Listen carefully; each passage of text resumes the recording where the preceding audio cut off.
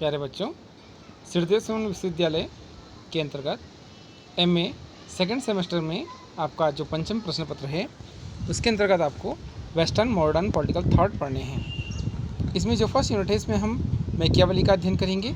इसके अलावा जीन पोंदा इस आपके सिलेबस में है।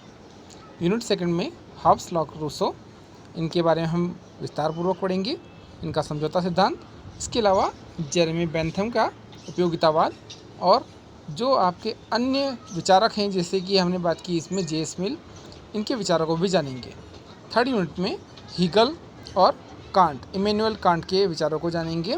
साथ ही चौथी यूनिट में T.H. ग्रीन और कार्ल मार्क्स की थ्योरी के बारे में हम विस्तारपूर्वक जानेंगे। तो आइए शुरू करते हैं आज की पहली यूनिट का पहला भाग, जिसके अंतर्गत हम मैकियावेली के विचारों को जानेंगे कि किस प्रकार से उन्होंने धर्म को नैतिकता से पृथक किया। तो आइए शुरू करते हैं मैकियावेली।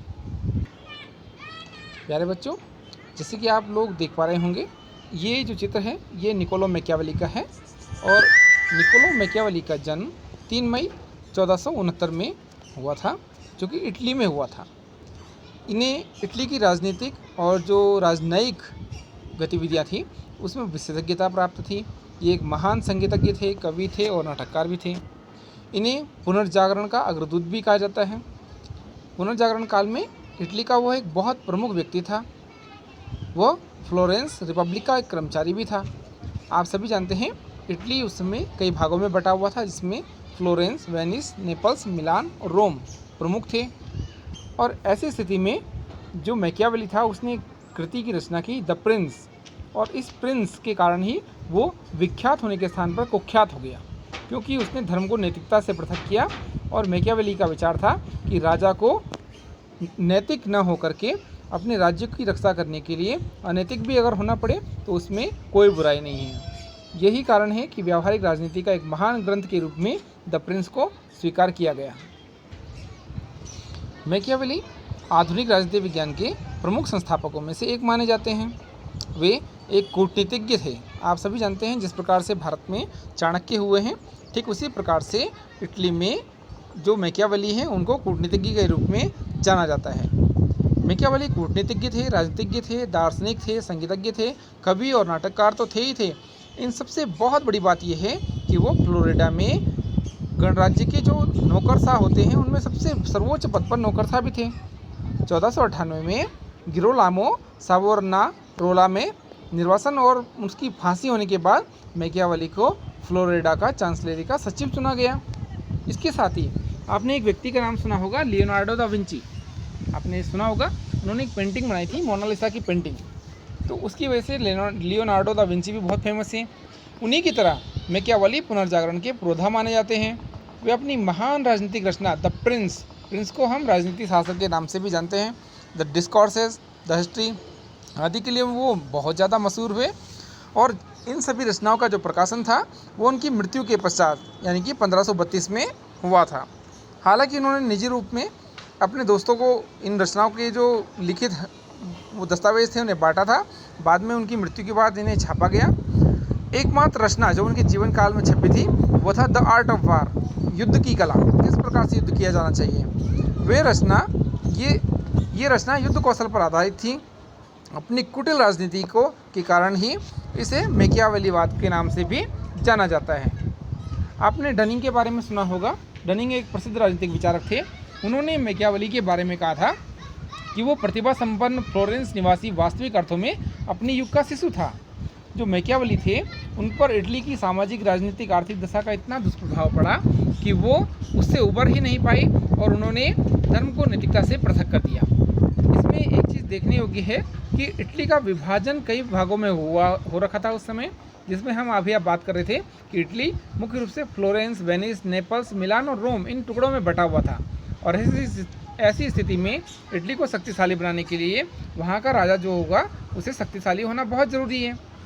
तो उन्हीं चीज़ों को ध्यान में रखते हुए मैकियावेली ने द आर्ट ऑफ वार नामक पुस्तक की रचना की। इसके अलावा मैकियावेली की कुछ अन्य रचनाओं के बारे में जान लेते हैं।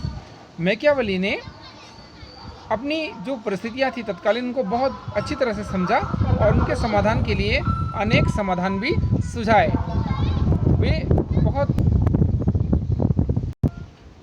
उन्होंने बहुत सारी रचनाएं भी लिखी और उनके लेखन के साथ साथ उनकी जो रचनाएं हैं उन पर उनकी तत्कालीन परिस्थितियों का भी असर उन पर दिखाई देता है।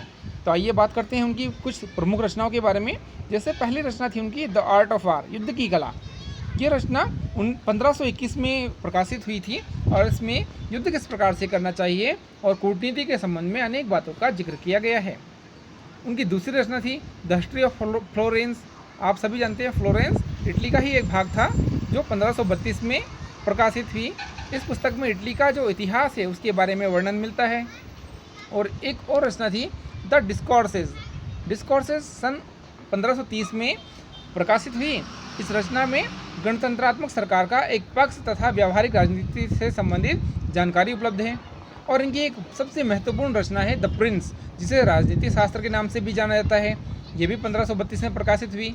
यह मैकियावेली की सबसे महत्वपूर्ण और प्रसिद्ध रचना है जिसमें राज्य कला सिद्धांत का पूर्ण विवरण मिलता है। इन रचनाओं में उन परिस्थितियों से संबंधित समाधान को प्रस्तुत किया गया जो उस समय की थी।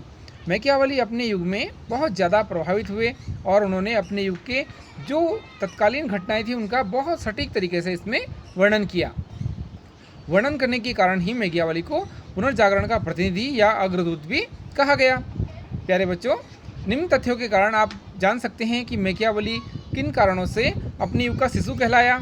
ये एक प्रश्न भी आता है परीक्षा में कि मैकियावेली को अपने युग का शिशु क्यों कहा जाता है। उसके कुछ कारण थे, आइए जानते हैं उन कारणों को। पहला कारण था इसमें पुनर्जागरण का प्रभाव। जैसा कि आप सभी जानते हैं कि पुनर्जागरण का जो प्रारंभ था वो इटली से ही हुआ। यह ज्ञान और बुद्धि का दोबारा उदय था। इसमें मनुष्य और विश्व के प्रति एक नया दृष्टिकोण अपनाया गया, यानी कि पुनर्जागरण के समय समाज में नई चेतना का विकास हुआ। मध्यकालीन चर्च, धर्म आदि के जो संबंध थे उनमें परिवर्तन हुआ। कोई नई चेतना, स्वतंत्रता तथा मूल्यों के प्रति लोगों की आस्था उसमें पैदा हुई। धर्म और आस्था का स्थान बढ़ा। बुद्धि और विवेक ने धर्म को पराजित किया और बुद्धि से लोगों ने काम करना प्रारंभ किया। इसके साथ ही तर्कपूर्ण विचारों में प्राथमिकता के साथ प्रधानता आने लगी। फ्लोरेंस इस नई संस्कृति का केंद्र था जो कि इटली में था और मैकियावेली ने अपने चिंतन में धर्म तथा नैतिकता के स्थान पर राष्ट्रवाद या राष्ट्रप्रेम की भावना पर बल दिया। राजनीति को धर्म तथा नैतिकता से अलग करने का कार्य किया। मैकियावेली के अनुसार कुछ कथन बहुत प्रमुख हैं। मैकियावेली ने कहा था कि मनुष्य की प्रत्येक वस्तु का मापदंड है तथा मनुष्य अपने जीवन का भाग्य निर्माता स्वयं होता है। अर्थात मनुष्य प्रत्येक परिस्थिति में अपनी भविष्य का निर्माण स्वयं कर सकता है। आइए जानते हैं उन्हें अग्रदूत कहने का दूसरा कारण, शक्तिशाली राजतंत्रों की स्थापना।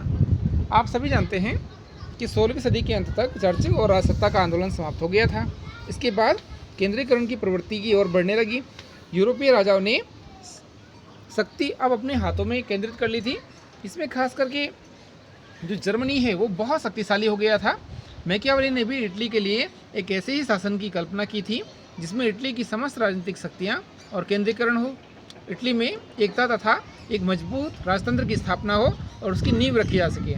और अंततः इटली में मुसोलिनी, जिसे कि फांसीवाद का जनक भी कहा जाता है, उसकी सत्ता स्थापित हुई और वो वहाँ का तानाशाह बनने में सफल रहा और एक शक्तिशाली राजतंत्र की स्थापना वहाँ हुई। तीसरा था राष्ट्रीयता की भावना। कई राज्यों जैसे इंग्लैंड, फ्रांस, स्पेन, जर्मनी के बारे में अगर हम बात करें तो वहाँ पर उनका एकीकरण पूर्ण हो गया था।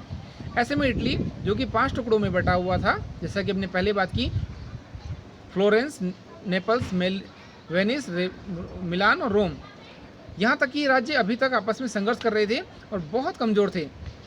यदि इटली के भविष्य को सुरक्षित रखना था तो उसकी राष्ट्रीयता को बचाना बहुत आवश्यक था।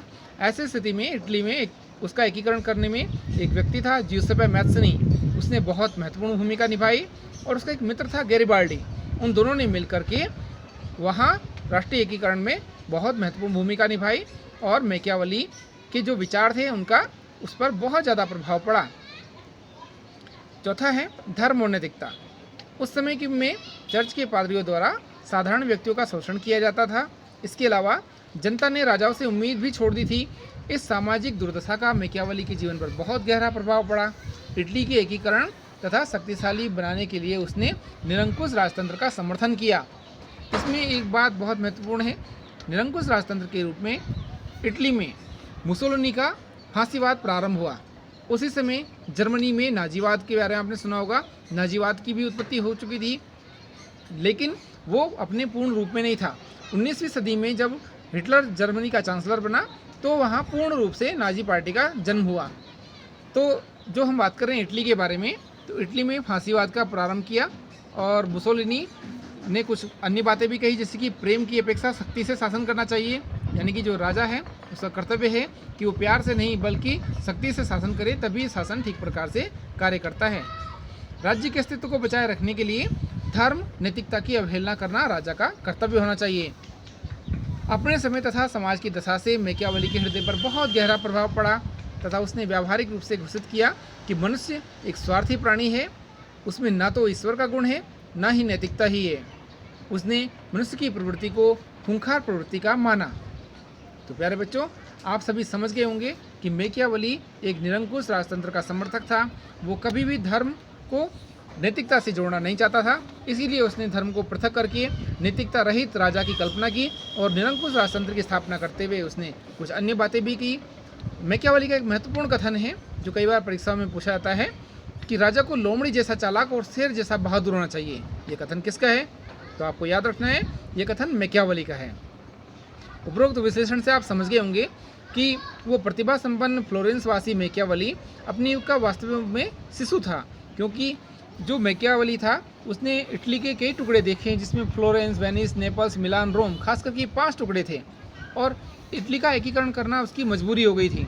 ऐसी स्थिति में उसने चाणक्य की भांति इटली का एकीकरण करने का प्रयास किया और अंततः गैरिबाल्डी और जोसेफ मैसनी ने मिलकर के वहाँ पर उसका एकीकरण किया। और आपको याद होगा कि इटली के एकीकरण में यंग इटली नामक एक संस्था की बहुत महत्वपूर्ण भूमिका रही, जिसका संस्थापक जोसेफ मैसनी था। इस प्रकार से मैकियावेली के जो विचार थे, मात्र 58 वर्ष की अवस्था में भले ही उनकी मृत्यु हो गई, उनके विचारों से प्रभावित होकर के जोसेफ मैसनी ने इटली का एकीकरण किया और अंततः 1527 में 58 वर्ष की आयु में मैकियावेली की मृत्यु हो गई। प्यारे बच्चों, आशा है आपको ये वीडियो पसंद आएगा। यदि आप कुछ और जानना चाहते हैं तो कमेंट बॉक्स में अपने कमेंट जरूर लिखिएगा और मैकियावेली के बारे में और हम आपको विस्तारपूर्वक बताएंगे। आज के लिए इतना ही, धन्यवाद।